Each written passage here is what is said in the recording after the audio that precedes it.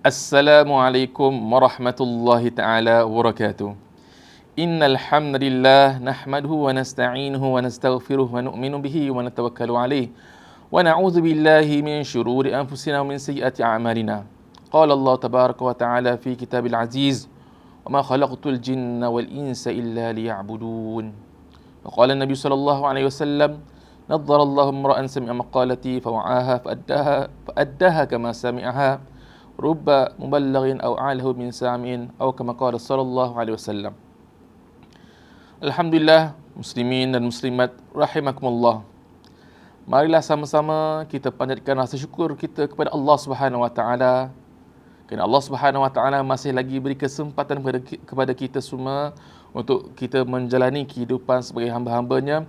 Semoga Allah Subhanahu wa taala terus beri taufik kepada kita, sentiasa beri taufik kepada kita dan rahmatnya untuk kita mentaati perintahnya dan berusaha untuk meninggalkan segala larangannya dalam kehidupan kita, insya-Allah. Muslimin dan muslimat rahimakumullah.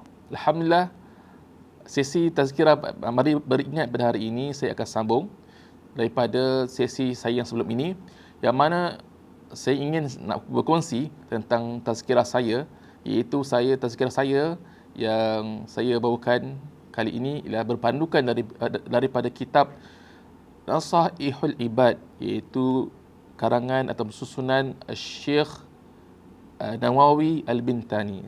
Bukan Imam Nawawi, tapi Syekh Nawawi Al-Bintani, seorang ulama daripada Nusantara, tapi beliau masyhur di kalangan ahli ilmu. Beliau telah meninggal lama dah. Tapi beliau ada susun satu kitab berkenaan dengan nasihat-nasihat untuk hamba Allah Subhanahu wa taala yang menjalani kehidupan di dunia ini, ingin membawa bekalan untuk kehidupan akhirat. Jadi saya insya-Allah tazkirah saya akan datang, saya berpandukan daripada kitab beliau ini, yang mana pada tazkirah yang lepas saya berkongsi berkenaan dengan dua perkara, keunggulan dua perkara, iaitu ingat tak kalau tuan-tuan muslimin dan muslimat rahimakumullah, kalau ingat lagi pada yang lepas saya berkongsi tentang dua perkara yang menjadi amalan yang afdal, yang utama, iaitu beriman kepada Allah Subhanahu wa taala dan juga memberi kemudahan atau memanfaat kepada orang Islam yang lain. Pada hari ini ia berkenaan dengan dua perkara yang boleh menghidupkan hati kita. Kalau kita lihat daripada buku, saya ingin ceritakan sedikit tentang buku beliau, buku Syekh An-Nawawi ini. Beliau menghimpunkan nasihat itu berupa hadis-hadis Nabi sallallahu alaihi wasallam, kemudian berkenaan dengan athar-athar, iaitu kata-kata para sahabat radhiyallahu an, kemudian mutiara kata daripada para alim ulama. Jadi beliau susun itu mengikut point by point. Maksudnya tajuk pertama, bab yang pertama berkenaan dengan 2 poin, 2 perkara, 2 nasihat ataupun hadis berkenaan 2 perkara. Kemudian banyak dia punya topik tu dia umum.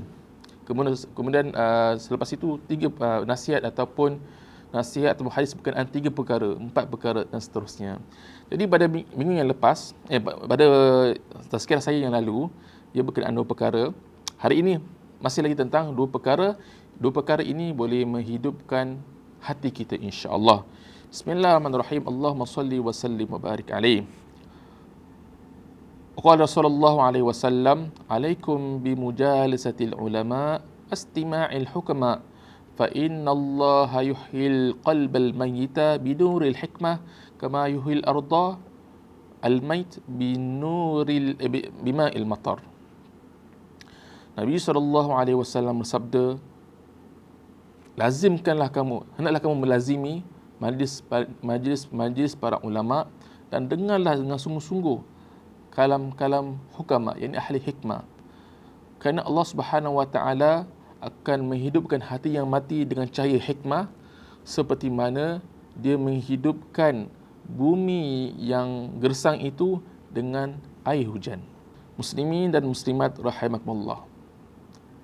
Dalam kehidupan kita seharian, dalam kesibukan kita bekerja, kita menguruskan kita punya rumah tangga kita, keluarga kita, dan dalam masa yang sama juga hendaklah kita luangkan masa untuk mempelajari ilmu agama.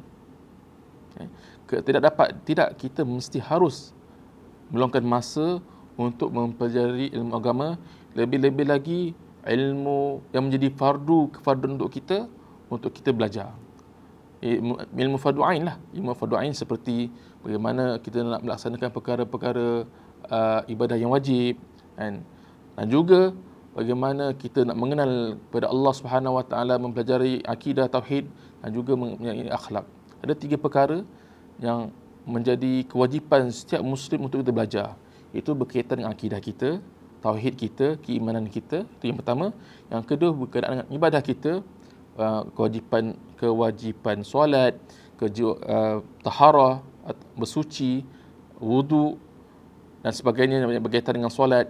Kemudian puasa, kemudian zakat, rukun Islam yang 5, kemudian haji. Dan juga perkara-perkara wajib yang lain. Kemudian yang ketiga yang kita perlu wajib untuk belajar ialah berkaitan dengan akhlak yang baik. Kita harus mengetahui apakah akhlak yang baik, kemudian apakah pula akhlak yang tidak baik, akhlak yang dicela dalam syariat Islam, dalam agama. Itu antara paling basic yang wajib mesti kita pelajari. Jadi untuk perkara ini, ringkasnya, kalau kita ingin pelajari, haruslah kita mencari ilmu, mencari para alim ulama. Mencari ilmu itu harus belajar dengan berguru dengan para alim ulama. Syekh An-Nawawi sendiri beritahu bahawasanya bila mengkategorikan ulama ini, orang-orang alim ni terbagi pada 3. Pertama, yang mahir tentang hukum hakam, kan? Seluk-beluk hukum hakam mahir. Yang kedua, yang mengetahui, yang alim tentang ma'rifatullah, mengenal Allah Subhanahu Wa Taala, dan dia punya percakapan, perbuatannya tepat dengan tindakannya, kan? Maksudnya mereka yang ahli hikmah, yang mengenal Allah, yang benar-benar mengenal Allah Subhanahu Wa Taala. Yang ketiga, mereka yang mahir kedua-duanya, iaitu tentang berkaitan dengan Allah Subhanahu Wa Taala, ma'rifatullah pun tahu, dengan hukum hakam pun dia tahu. Jadi muslimin dan muslimat rahimakumullah, inilah pentingnya kita mempelajari ilmu. Kerana apa? Dengan kita ilmu itu, dengan bimbingan para alim ulama, kita kehidupan juga akan terpandu. Jika tidak, maksudnya jika kehidupan kita ini tidak landaskan dengan ilmu, kita main buat je, asal boleh je, ikut-ikutan, kita khawatir kita banyak perkara-perkara yang Allah Subhanahu Wa Taala sepatutnya kita kena lakukan tapi kita tak dapat lakukan. Itu yang kita khawatir, Dalam sebuah hadis yang dimaksudkan, ada yang mafhumnya ialah bila mana umat akhir zaman ini, mafhum hadis, dia jauh daripada para alim ulama, dia jauh daripada para ahli fiqh tentang hukum hakam, kita nak belajar daripada para alim ulama ini, maka dikhawatiri 3 perkara boleh akan terkena pada diri seorang, iaitu pertama sekali, keberkatan rezeki akan tercabut. Bila kehidupan kita jauh daripada para alim ulama, maksudnya daripada ilmu agama, maka kita punya keberkatan rezeki itu akan tercabut, akan diangkat keberkatan rezeki. Yang kedua ialah dikuasai oleh penguasa zalim. Bila kehidupan seorang itu, satu kaum itu tidak jauh daripada para alim ulama. Dan yang ketiga ialah dikhawatiri meninggal dunia tanpa membawa bekalan iman. Meninggal dunia itu antara kesan dia. Jadi muhasabah ini sama-sama kita ingin bermuhasabah supaya kehidupan kita ini berpandukan dengan ilmu, berpandukan dengan bimbingan para alim ulama. Kata-kata masyhur daripada Imam Asy-Syafi'i rahimahullah taala pernah mengatakan bahawasanya jika seseorang itu ingin berjaya di dunia, maka hendaklah dengan ilmu. Dan jika dia ingin berjaya, jika dia ingin berjaya untuk kehidupan akhirat, maka hendaklah dengan ilmu. Dan jika dia ingin berjaya kedua-duanya, juga hendaklah dengan ilmu. Jadi kita lihat bagaimana susunan daripada Syekh An-Nawawi ini. Beliau susun bahawasanya, sebelum ini bila mengatakan hadis yang kita bawa itu untuk ialah pertama berkenaan dengan iman kepada Allah dan juga memberi manfaat kepada manusia, seafdal amalan. Jadi untuk tujuan perkara ini hendaklah kita mempelajari ilmu, dengan kita sentiasa duduk menghadiri majlis para ahli ulama dan juga mendengar kata-kata ahli hikmah. Kerana dengan keduanya hati kita akan hidup. Maksudnya hati yang mati itu adalah hati yang jauh dengan perintah Allah. Hati yang mati itu hati yang tidak kisah pun dengan perintah-perintah Allah. Dan dia tak kisah, maksudnya dia solat ke tak solat ke, yang penting dia rasa hati baik. Ini salah ni, fahaman yang salah.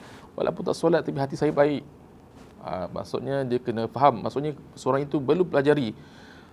Bila kita meninggalkan perintah Allah Subhanahu Wa Taala sahaja, hati kita sebenarnya jauh dengan Allah, jauh dengan rahmat Allah, jauh dengan maghfirah Allah Subhanahu Wa Taala. Jadi perlu nak hidupkan hati ini adalah dengan mendengar kalam ahli hikmah dan juga lazimi majlis para alim ulama. Semoga muslimin dan muslimat rahimakumullah, perusahaan pada hari ini dapat sama-sama kita manfaatkan dalam kehidupan kita, dan semoga kita dapat wawarkan kepada rakan-rakan kita yang lain, insya-Allah. Itu saja, sekian. Wassalamualaikum warahmatullahi wabarakatuh.